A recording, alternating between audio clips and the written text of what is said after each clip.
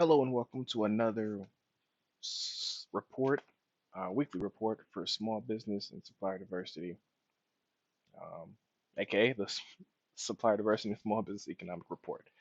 So, uh, this week, I really only have two major topics. I mean, the big one, and I'm pretty sure that everyone is kind of aware of it, seeing as how it just hit today. The most recent economic report was pretty much hit, and it showed that the economy is doing extremely well. Um, President Trump probably extremely happy right now, as are corporations and everyone pretty much involved. I mean, look, again, I don't get into politics when it comes to the economy and this report, but whether you hate them or love them, this is pretty this is good for everybody involved in terms of the American economy. And again, whatever you believe, if you believe that this is 100% Trump and he turned around a failing America, or if you believe that Obama did most of the grunt work and now we're seeing a rise and Trump is pretty much benefiting from that. I mean, whatever's the case, whatever you believe, that's what you believe. But you cannot deny that these numbers are pretty good. Now, as we look through the CNBC report, which is entitled Trump has set economic growth on fire, here's how he did it. The main piece here is, covering things such as like GDP is at is growing at a 3% plus rate, which is something that's really big. Unemployment at 50-year low, uh, et cetera, et cetera. Wages, non non farm payroll rolls by better than expected 200,000 this month. It's increased by 2.9% year over year. Again, highest since April 2009. I mean, we're just dealing with really, really big numbers.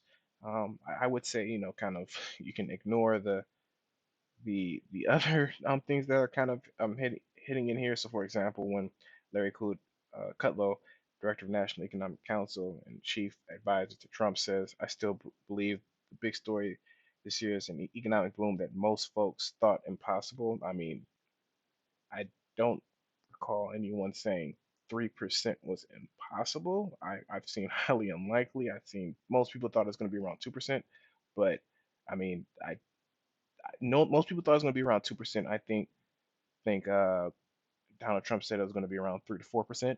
Um, he was more so pushing the 4%, but I'm pretty sure he said 3 to 4%. And it looks like it may hit 3%. So it is what it is. But it just talks about different reasons why this is happening. Obviously, the low tax cuts, um, tariffs were another piece. Yeah, people buying a lot before the tariffs hit, which helped push this piece up as well. I mean, we're seeing numbers that originally people thought that the 3.9 million Americans that hadn't joined the workforce was kind of described full um, uh, employment, but instead what we're seeing is that I mean it's fallen even another million since the Obama era. Another big piece that we need to talk about here is that the economy in total, while still not in breakout mode, has grown by 1.4 trillion through the second quarter under Trump.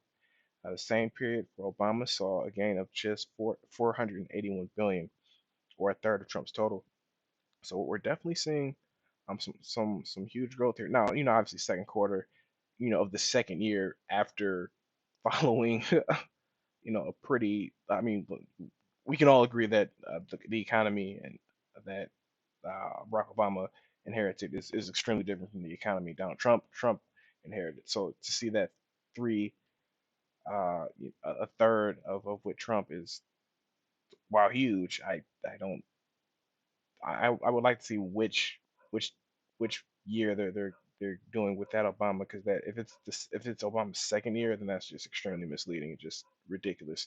But if it's his last year, then that may also be kind of unfair as well, because that last year, he got like almost no support in Congress for anything. But the key here is that one of the things that it talks about how he did it is again low regulation, cutting taxes from 35% to 21%. Yes, that did play a factor in this. Corporations hitting huge profits.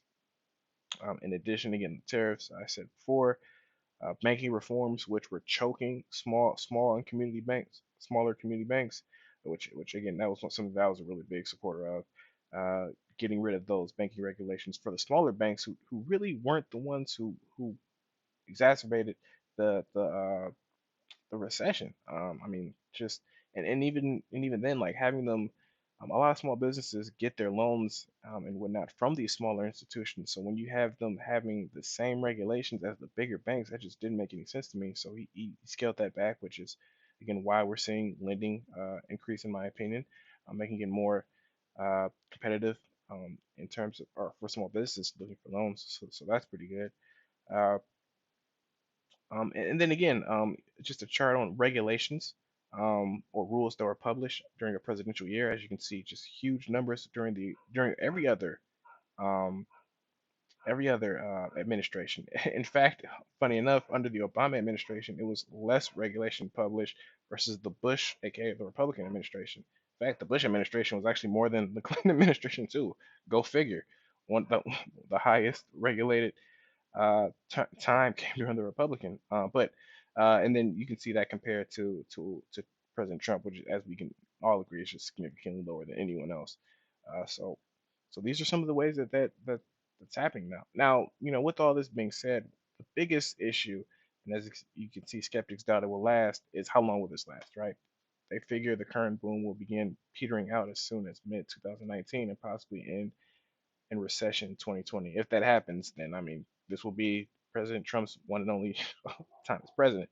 So we'll see. But as of right now, there's really no way anyone can tell that. There's no way anyone knows if we're going to hit a recession by middle of next year or going into 2020. What we know now is that the economy is doing really well.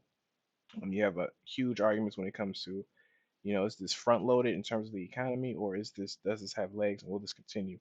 We just don't know. But and there's no signs for either way. Uh, but I do know that we being America is in a great position. I do know globally the economies are doing very well. So it's just a play on each one, but um, America is doing significantly better than what people thought. I don't think it was impossible. I mean, if he was saying like 5%, I mean, Jesus. But I don't think it was impossible. It was just people weren't expecting this. Again, people were saying 2%, and we're at 3%. That's not impossible, but it's definitely better than what people thought. And now the question is, where do we go from here? So we'll see. On the downside is since the economy is strong. Uh, you can pretty much guarantee that the Fed is going to increase their rates when banks are trying to lend. So that's going to get a little bit more expensive. So that most likely will decrease the growth rate. I would imagine. We'll see. So that may scale it back a little bit, but we'll see kind of where that goes from there. So yeah, definitely want to spend some time on this to let everybody know just what's going on here. Um, the ADP, I also want to mention the ADP report says small business hiring dropped in August. Now this isn't necessarily negative news. I mean we're almost at full employment here. I mean if you want a job, you can pretty much find a job. So because of that, we have a shrinking labor pool. So it's just that much harder for small businesses to find qualified workers. So that's why you're seeing small business hiring dropping in August. As we get towards the holidays, it probably increase a little bit, but this was to be expected. I don't think this is anything negative. It's just again we're at almost full employment. Um, it's becoming a lot more competitive. It's hard to find qualified workers. We probably need new workers now, which is a good problem to have, so that we can hire them when it comes to small businesses. Just to read, wages. I wanted to mention as well. Wages are finally starting to rise. One of the big issues here is that you had jobs where people were getting jobs, but the wages weren't um, matching the amount of jobs that are people that were getting jobs. So now the wages are increasing. I think it was about 2.9%. And again, that's a good start. It needs to continue. It's definitely still behind, but again, that is a very good start now that we're seeing wages rise. And then lastly, the piece that I want to talk about is Thomas Reuters D&I Index ranks the 2018 top 100 diverse and inclusive organizations globally. Um, and I think I had it down here. Yep. So they rank each company is assigned a score based on their diversity, inclusion, people development, and news controversy pillars. That's interesting. The news controversy pillars. and from that they get their top 100 companies. So at the very bottom, they essentially show the companies. It's rated out of a score of 100. So Accenture led the pack with an 84.25. Accenture's always pretty big when it comes to diversity and inclusion numbers. So I'm not too surprised there. But again, if you want to take a look at the top companies when it comes to diversity and inclusion, you can definitely take a look.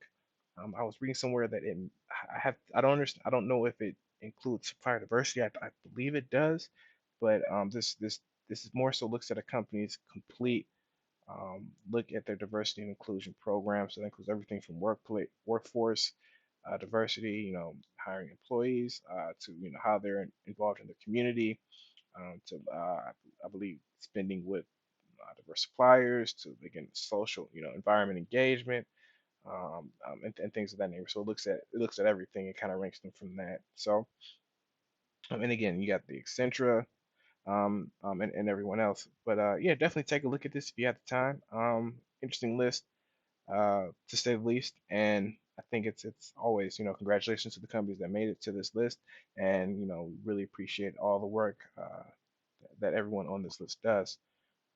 So, you know, great job to that. But with that being said, I wanted to keep this relatively short. I know the book was on the economy, just because it hit, and I think it's really interesting news, and I think it's something that we need to know moving forward as small and diverse businesses. The economy continues to stay strong.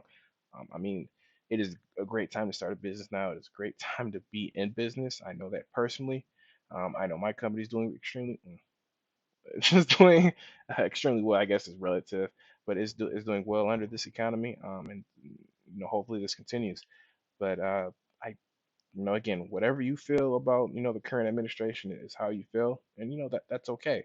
Uh, but you cannot deny that the economy is strong, and hopefully this continues. So with that being said, thanks so much for your time, and have a great week.